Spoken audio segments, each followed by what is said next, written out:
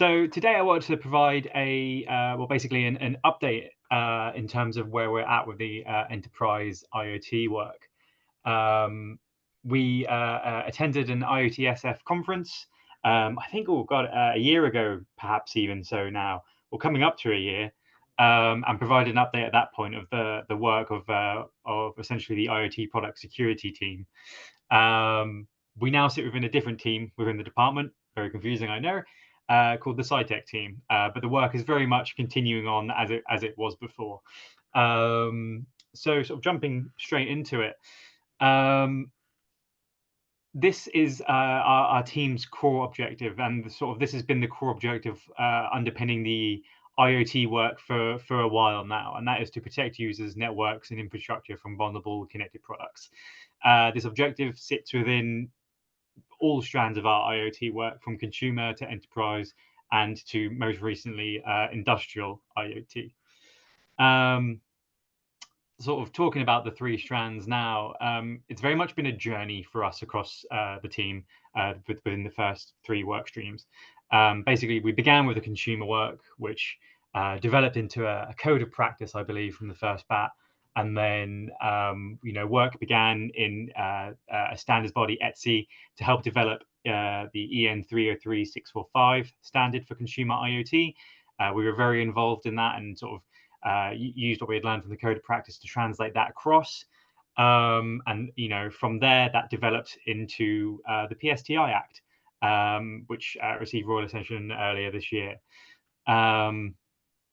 From there now, we sort of began around 2021, the early forays into the enterprise IoT work, in terms of doing that early policy work, like we did with the consumer IoT space, to really build our understanding of it and sort of the risks around it all.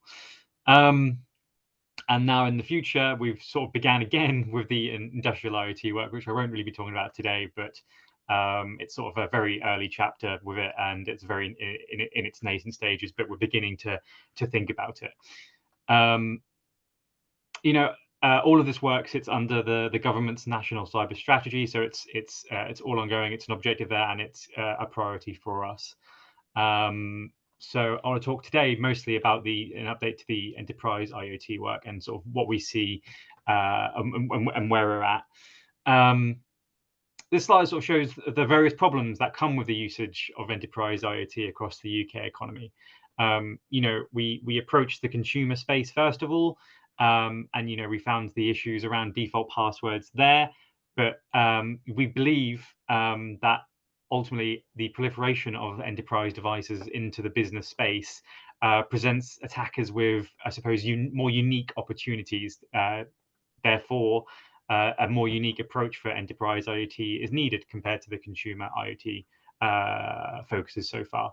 In terms of what it offers attackers, as you can see, we believe it offers attackers that broader attack surface, potentially thousands of devices in an organization, offers the chance at higher value data sitting within the organizational networks, probably a bit more valuable than targeting the consumer space, depending what you could find there. And ultimately offers attackers, that chance of a greater scale of impact, in terms of you could potentially bring down other networks and move laterally through the networks to other domains, right? So it's potentially a big risk. And I think some of the things you can see on screen there, sort of pulled out from the media and other places and other research to really sort of show that issue. So in terms of the scope of our work, our review has basically included what we've determined as enterprise connected devices, as those used by an organization and their employees to interact with, process, or hold an organization's data. So amongst other devices, this can include printers, video conferencing systems, VoIP phones, IP cameras, room booking displays, all the way down to potentially the laptops, smartphones, and more broadly, those connected devices used in an enterprise environment on a corporate network. All of those have been in scope of the initial parts of our research phase. Yeah. In the next slide. So what have we done today? Well, we've been as I mentioned, in that early research phase, and that really began back in 2021, whereby we completed a business survey, which sort of looked at around, I think, 124 businesses, and we interviewed them on their procurement, usage, and management of the IoT devices within their corporate networks. At the same time, we completed a literature review in cooperation with 𝗖𝗯𝗲𝗏𝗏𝗏, again, looking at connected devices within enterprise networks. Following that, and throughout this project, we have been working very closely with NCSC, and the second part of the talk today will be from our main collaborator of NCSC. So with that, back in 2021, we worked on a risk report into enterprise connected devices, which was published on the NCSC website. Most recently, we've completed a mapping of the enterprise IoT standard space and a round of product vulnerability testing. Basically, we gathered a set of enterprise IoT devices, and NCC Group very kindly tested those for us. These two documents are yet to be published. Just want to point out. In terms of our findings, we basically, well, we found things we expected, and we found things we perhaps didn't expect, quite typically. So maybe some of these things won't be a surprise to you, but in terms of the common themes, we found that these devices are being, readily deployed and relied on by many organizations, but there are significant concerns from the IT professionals who are deploying them about the level of device security. So in terms of that number, we found that 78% of organizations, according to one survey, have more than 1,000 connected devices on their network. And we found that IT professionals, are planning to accelerate the deployment, but are concerned about the IoT security, yet they're still not slowing it down. And we found one survey that pointed out only 4% of respondents, across 14 countries, believed they had no need to improve current IoT practices. So there is a really, clearly a need to do more for enterprise IoT. We also found that vulnerabilities are regularly found within these devices, which have put a large number of organizations at risk. As I pointed out in the first or second slide, there are publicly available reports of these devices being compromised by state actors. These devices can be used essentially as an entry point to move laterally, and potentially even for ransomware purposes. We found, essentially, going back to that state actor point, it was in April 2019, Microsoft researchers observed that Strontium, a hacker group, basically compromised several enterprise connected devices, including conference phones and office printers.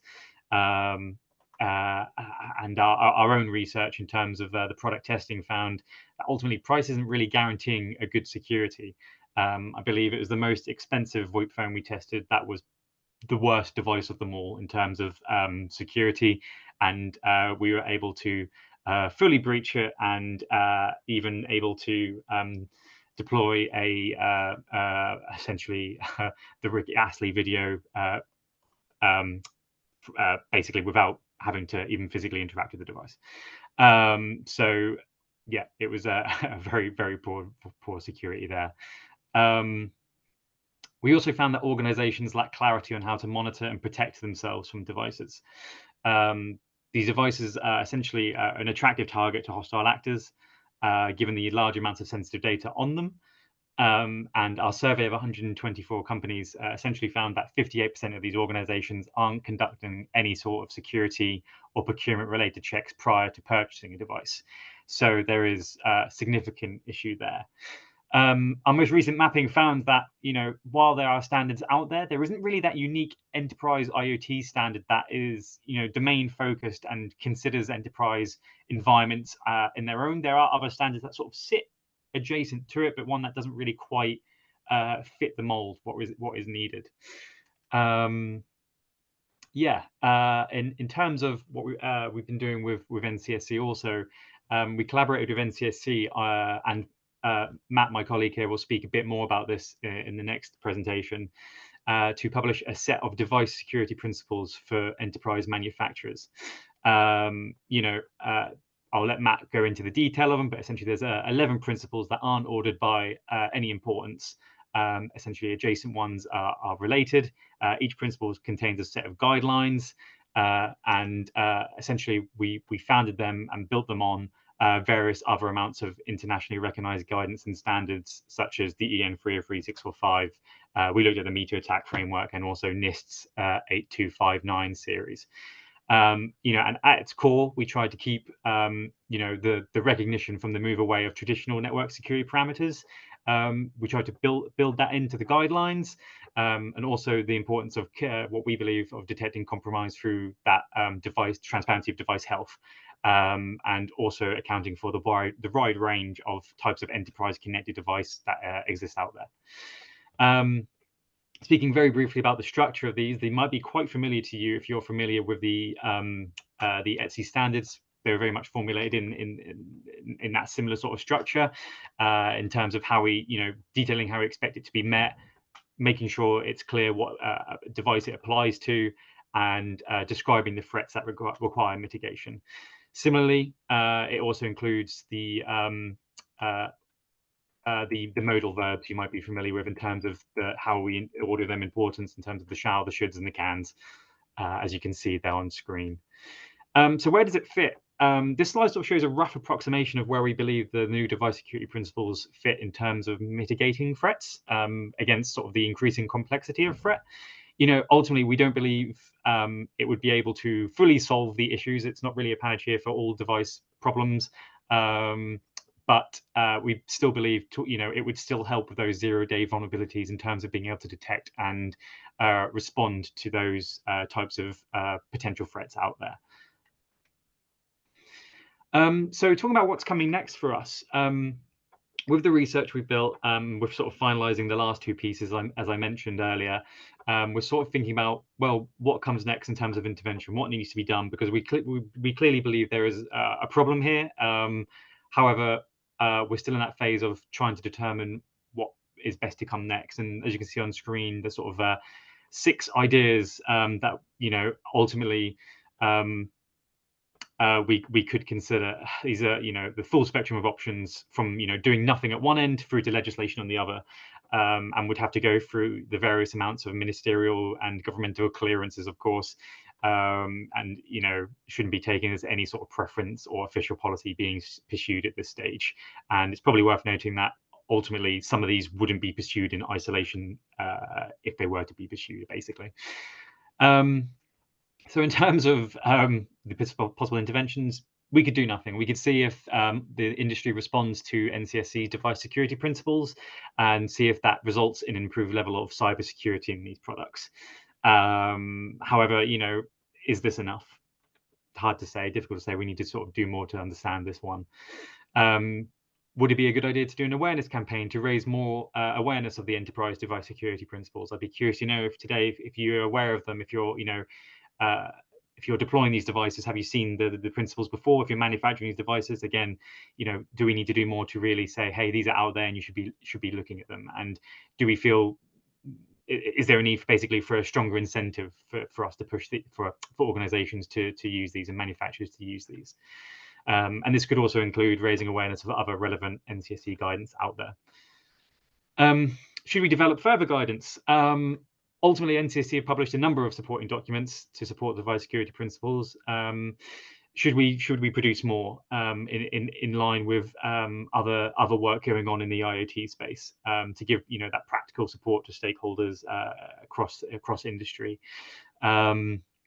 It could take the form of perhaps a single guidance hub that brings together all related guidance relevant to connected devices, including the consumer space, the enterprise space, the industrial space, and even that smart city domain, which has a slightly different tinge, I suppose, in terms of the types of risks and security that's needed there.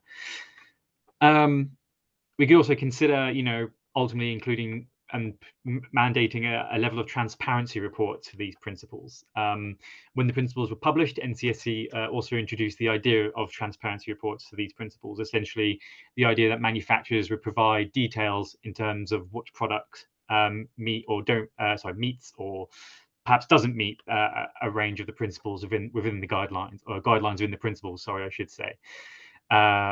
essentially encouraging manufacturers to be a bit more transparent about what they're putting out there for their customers. And we could even begin to explore procurement requirements for government suppliers to bed this transparency in. Or should we look more towards perhaps even something like SBOMs as a potential option? Do we consider a new international standard? Obviously, we have these new device security principles. Should we consider perhaps taking them to a standards body such as 𝗖𝘆𝗯𝗲 again to consider another standard? Is there appetite for another IoT standard out there? We're not sure. So again, this is an idea we'd like to test and test the viability of introducing it, and what it could potentially look like. And then also, ultimately, there's the idea of, well, could we legislate? We've legislated with the PSCI Act, and that's bringing the much needed protections to consumer IoT devices. That baseline of mandating the top 3 requirements on the code of practice around default passwords, vulnerability reporting. So should we look to do something similar in the enterprise space? Ultimately, that would bring the baseline up, but is it too soon? So in terms of our next steps, we'll be thinking about these potential interventions, ultimately subject to all the standard ministerial clearances, but we're also, working towards getting further feedback on everything we've done so far.